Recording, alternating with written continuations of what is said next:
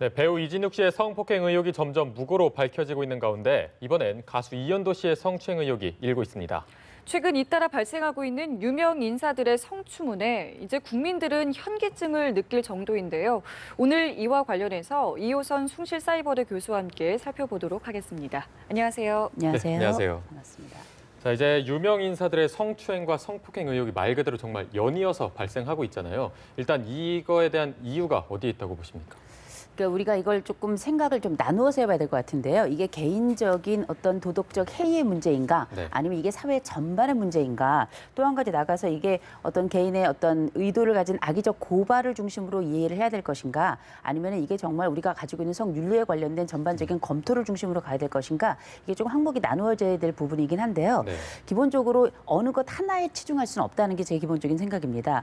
우리가 도덕적 해이가 발생하는 것도 있고, 또 한 가지 이게 사회적 분위기로 만연된 바도 있는 것 같고요. 네. 그래서 우리가 그 최근에 뭐 김영란법 통과되면서 접대 문화 이야기를 하는데, 사실상 이 접대 문화의 상당수에는 술만 있는 것이 아니라 여성과의 접촉, 여기서 발생하는 암묵적인 뭐 성추행이라든지 이런 성폭력과 관련된 주제들이 계속 나오고 있는 바라, 어쩌면 이거는 그 우리가 최근에 이야기하고 있는 여러 여성들에 관련된 뭐 혐오라든지 혹은 낮게 보는 의식들, 이런 것들이 아직도 남아 있고, 그 남아 있는 과정에서 성과 관련된 굉장히 직접적인 주제들이 하나씩 둘씩 계속 터지는 것이 아닌가 싶은 생각이 들어서, 이게 단 오늘 뭐 어제 이런 발생의 문제가 아니라 사실 오랫동안 해묵은 주제였고, 이 해묵은 주제들이 최근에는 뭐 고위 공직자라든지 아니면 연예인들을 중심으로 터졌기 때문에 이게 이슈화가 된 것이지, 그 전부터 꽤나 만연된 주제가 아닌가 싶습니다. 네.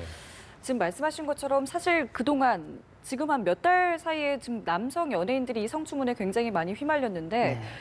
고위 공직자가 이번에는 제자를 성추행했다는 의혹이 제기가 됐더라고요. 그래서 이번에 그 손태규 국회 윤리심사 자문위원장 이제 사건인데, 이게 아직은 뭐 의혹이기 때문에 완전히 네. 밝혀진 건 아니고요. 지금 손 위원장 입장에서는 아니다. 그거는 뭐 사실 무근이다. 그것도 전혀 사실 무근이다. 이렇게 이야기를 하고 있고, 그 여성들 입장에서는 제자였고, 그리고 밀폐된 공간 안에서 그 손 위원장이 본인을 이렇게 끌어안는 듯 이런 추행을 했다. 이렇게 이야기를 하는 바라서 이 부분에 대한 양쪽의 의견이 완전히 첨예하게 다르기 때문에 실제 이 부분에 대한 결과가 어떻게 나올지는 지켜봐야 될 문제이긴 합니다. 그런데 그러니까 이분이 가지고 있는 직책이라는 게 첫 번째로는 일단 그 유명 대학의 교수이시고요. 네. 또 하나는 뭐냐면 지금 국회에서 윤리심사 자문위원장을 맡고 계세요. 이 예. 얘기는 뭐냐면 다른 사람들에 비해서 보다 높은 수준의 도덕적인 기대를 안고 있는 그 직종을 가지고 있다는 거고, 네. 그럼에도 불구하고 이런 이야기가 나왔다는 건 일단 좀 문제가 될 수 있다는 거고, 두 번째로는 문제가 나왔을 때 일단 출석 요구가 있었는데 출석을 하지 않았고요. 이 부분에 대한 해명도 하지 않았을 뿐더러 조사도 전혀 받지 않은 상태이기 때문에 그러니까 이런 이야기들이 나오는 거죠. 도대체 만약에 본인이 위원장 입장으로서 또 다른 국회의원들 중에 한 명이 이런 일이 발생했다면 과연 출석 요청을 하지 않았을 것인가, 예. 조사를 받지 않아도 가만히 있었을 것인가, 이 부분에 대해서는 좀 해명해야 될 부분이 있을 것 같고요. 네. 이 조사와 관련해서 앞으로 결과가 나와야 될 부분이긴 하겠지만, 지금 이 부분이 단순히 지금 손 위원장만의 문제가 아니라 그 전에 이제 박근혜 정부 들어온 이후에도 그 4대 악에 대한 근절 이야기가 나왔지만 윤창중 뭐 사건도 있었고요. 뭐 그뿐만 아니라 뭐 서장원 뭐 포천시장 이야기도 최근에 나오고 있고, 김수찬 제주지검장 이야기도 있었고, 박희태 대표 예. 여러 가지 이야기들이 끊임없이 이어나오고 있는, 터져나오고 마치 기다렸다는 듯이 나오고 있거든요, 사건들이. 그럼 과연 이건 한 개인의 문제라고 볼 것인가? 그게 아니라 공직사회 도덕적 해이에 대한 전반을 함께 살펴볼 때가 이미 지난 거 아닌가라는 이야기가 나오고 있는 거죠. 네. 뭐 말씀을 해주셨지만 이 손태규 위원장 같은 경우는 이 국회 윤리심사 자문위원장이 있는데 네. 이 자리가 보니까요, 국회의원의 청렴성을 높이기 위해서 어떤 심사 기준을 만드는 위치인데, 이런데도 불구하고 이런 사건이 발생하니까 국민들이 더욱 실망하고 계신 것 같은데요. 뭐 말씀해 주셨지만 이 문제가 이분만이 아니라 다른 고위 공직자들의 성추문이 이번이 처음이 아니라는 게 문제잖아요. 그렇죠. 우리가 이제 그 윤리심사자문위원회에서 뭘 하느냐면, 기본적으로 국회의원들이 도덕적으로나 여러 가지 어떤 뭐 행동이나 혹은 뭐 발언이라든지 이런 여러 가지 강령들에 대한 기본적인 지침을 마련하는 곳입니다. 네. 그게 뭐냐면 거기에 준하는 기준만 만드는 것이 아니라 거기에 준하는 이제 처벌에도 관여를 하는 건데요. 문제는 뭐냐, 이런 일들이 왜 반복적으로 발생하는가?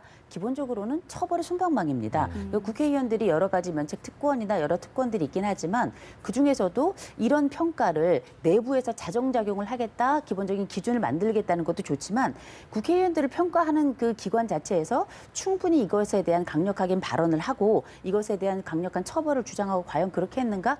거의 그렇게 하지 않았거든요.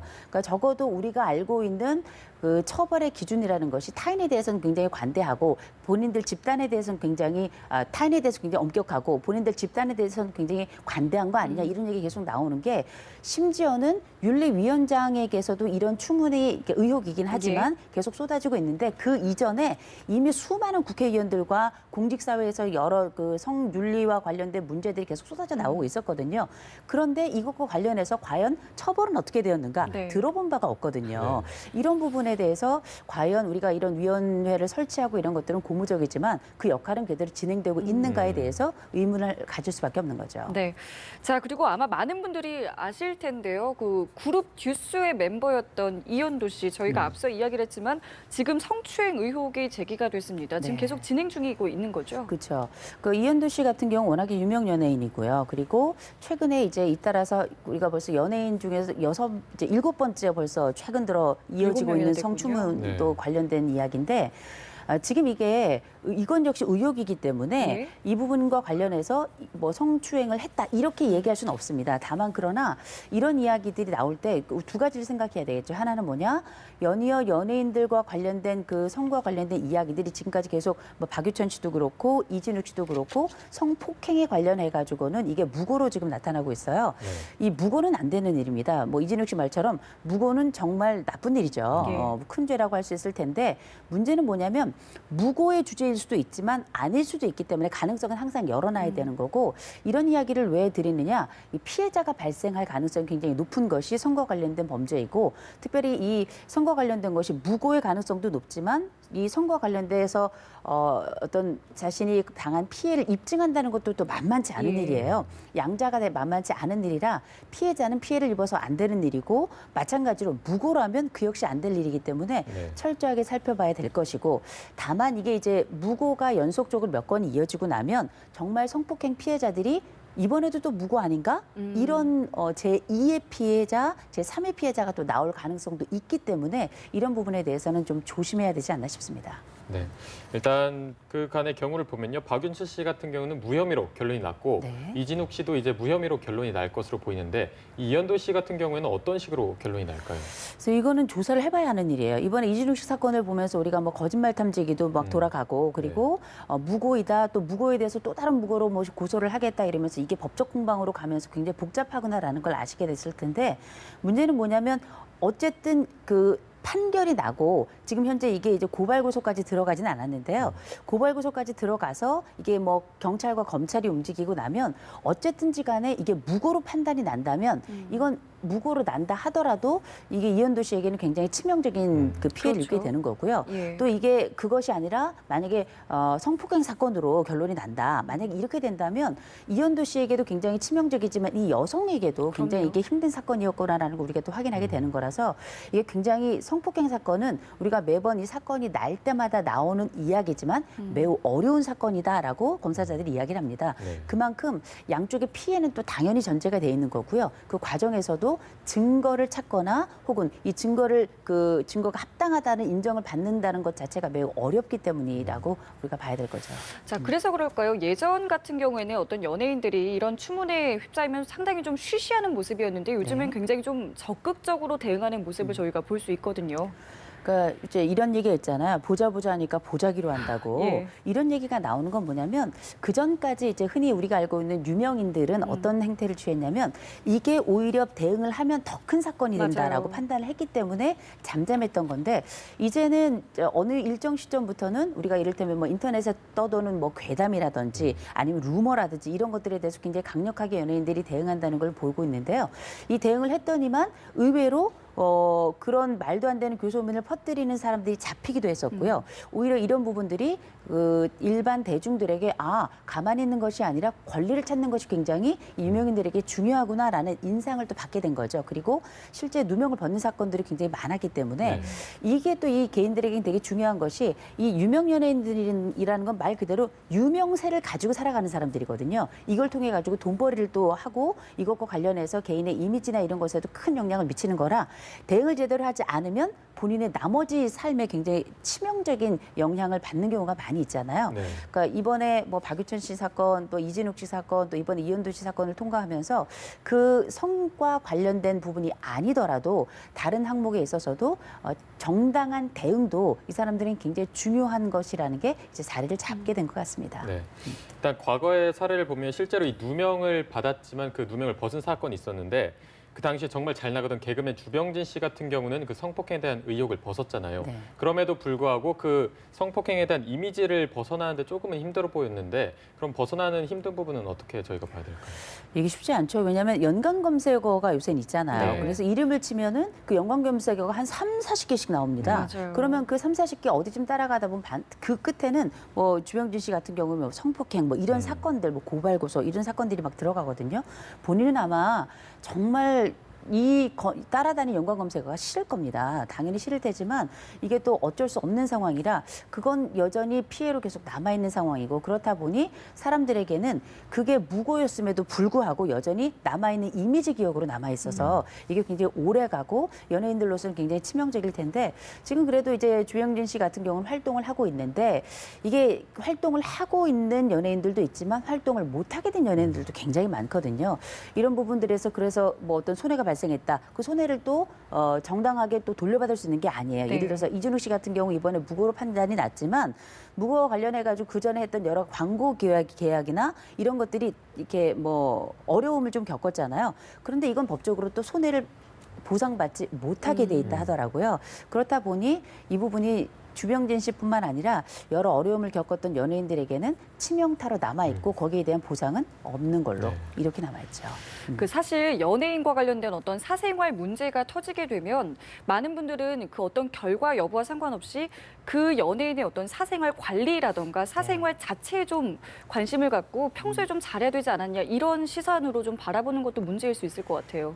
그게 어떻게 보면은 짊어지고 가야 될 부분인가 아니면 대중이 너무 잔인한 거 아닌가 이런 예. 얘기들이 막 나오고 있는데요.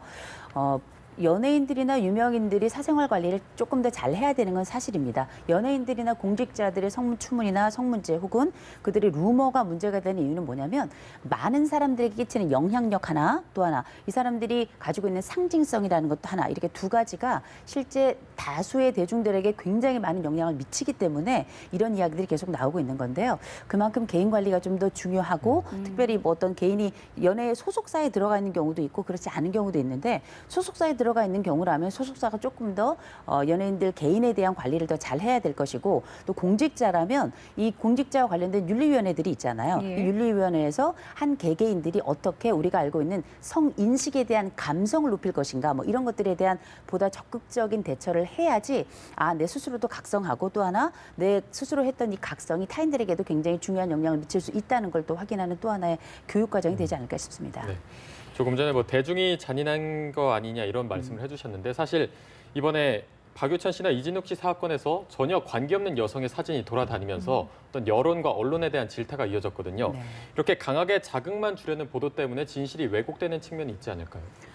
우리가 그 보도의 공정성에 관련돼서 이야기가 많이 나오는데 대중이 잔인한 것인가 아니면 대중을 몰아가는 여론이 잔인한 것인가 이건 좀 생각을 해볼 문제인 것 같아요. 네. 어떤 사건 사고가 터지면 사실 이 사람의 이 사건과 관련해서 보도하지 않아도 될 이 아주 사적이고 극히 사적인 뭐 예를 들어 성적 취향에 관한 것까지 이야기가 어마어마하게 막 쏟아져 나오면서 대중들은 그러니까 알 권리라는 것도 있지만 알고 싶지 않은 것들도 있는데 무차별하게 이런 것들이 노출이 되면서 사실 이 연예인들에게는 나중에 무고가 난 다음에는 무고였습니다라고 몇 마디로 이 사건 사고가 정리가 되는 경우가 많아요. 이거야말로 굉장히 큰 치명타일 뿐만 아니라 그 유명 연예인이나 공직자에 대한 치명타일 뿐만 아니라 하나 더 나아가서 이거는 그 보도를 본 일반 대중들에 대한 또 일반 시민들에 대한 일반 도민들에 대한 국민들에 대한 치명타이기도 합니다. 왜냐 그 사건을 보면서 받게 된 그 어린아이들도 많이 보고요. 그럼요. 또 성인들을 보면서 심리적인 절망감에 빠지기도 하고 때로는 저렇게 범죄를 하는구나 혹은 저렇게 놀 수도 있는구나 하면서 일종의 학습 효과가 발생하기도 하거든요. 그래서 이게 언론이 가지고 있는 이게 양날의 칼이 아닌가 싶어요. 굉장히 중요한 그 판단자를 제공하기도 하지만 때로는 이게 그 판단자가 흐려질 경우엔 굉장히 치명적인 영향을 미칠 수도 있는 게 또 언론이 아닌가 싶은 생각을 한 번 더 하게 되죠. 네, 알겠습니다. 지금까지 이호선 숭실사이버대 교수와 이야기 나눠봤습니다. 고맙습니다. 고맙습니다.